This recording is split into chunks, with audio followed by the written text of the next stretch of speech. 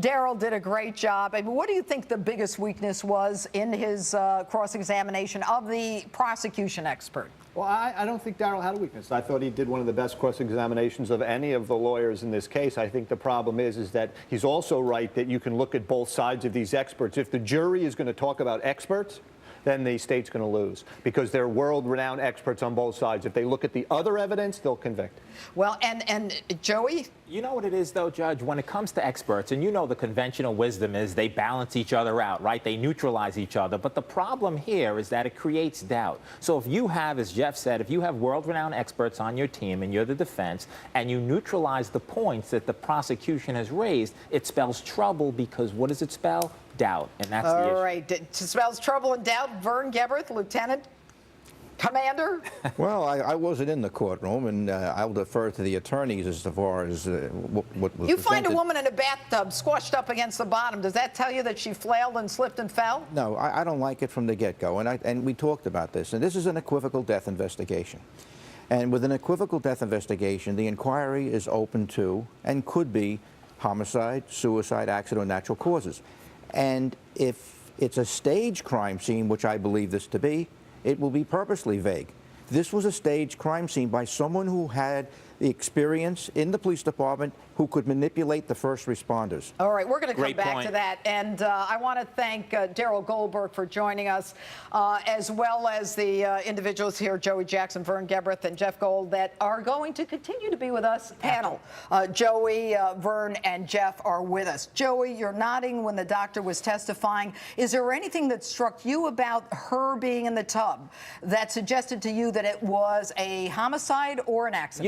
You know what, Judge? Here's my issue, though, and Doctor, you could perhaps clarify this for me. The defense was talking about how some of the abrasions were just artifacts of decomposition. Let's explain to the viewers, an artifact means like just stuff that happens after you die, blood that kind of pools here or there, but not part of the injury. Not part of the injury. Is that good, Doctor? So is that? Kinda? That's All right, that's go ahead, correct. So I think the defense was exploiting that point and saying, look, these abrasions were these artifacts of decomposition as opposed to a part of the actual incident. So that not was one. part of the injury, but something that Exactly. happened. And the second thing that struck me, Judge, was also when the defense was talking about, you mentioned, Dr. Bloom, about the fall and about how she was positioned, and essentially the defense was saying that it was just by chance. This is pure coincidence. And this also, I thought, rebutted Dr. Case's testimony when they talked about how the head was a cut, right? The cut would have been horizontal as opposed to vertical or vice versa. Fallen. So I guess that was something that I was looking for, the state perhaps to rebut.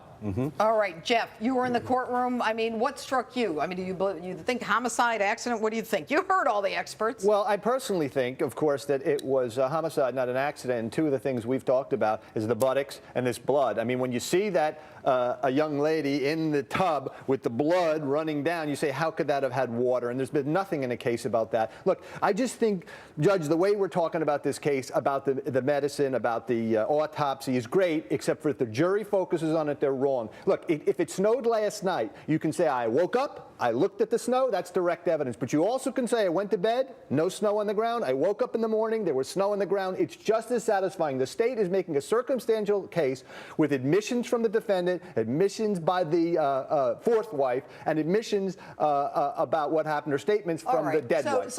But in terms of the bathtub, Vern, what you were talking about equivocal death, and Doctor, you understand, what he means by that. It could be an accident or a homicide. You also talk about a clever offender. Okay, we're talking about someone who is an experienced police officer who is at the scene, has the body discovered by the neighbor, and when the first responders come there, he's in a position to influence them. Now, here's the problem. With a staged crime scene, even an experienced homicide investigator can be fooled by the presentation, because in homicide, we look for the presentation and the victimology. You have an investigator who's over his head. Some wizard in the Illinois State Police decided to promote people from the street without qualification. Then you have a crime scene technician who is a wise guy, who's not supposed to be making any cause or manner interpretation. Shame on him, Robert He's supposed to be Steele. collecting evidence Shame and on him. documenting the scene. Here's the other issue. The other issue is this. Drew Peterson is present during this and feeding them the information to make it look like an accident as opposed to a homicide. There's red flags here. Judge, if they focus on... Let's talk about the red flags. Red flag. Ex-husband, wife in legal contention. Red flag number 1. Red flag number 2, 18 domestic violence calls. Red flag number 3, staged crime scene.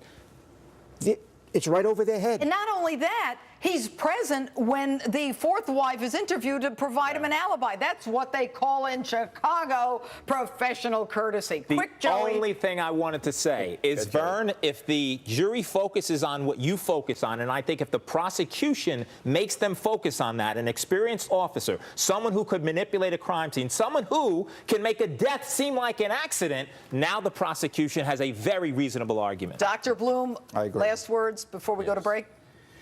What do you think is going to happen? I don't know.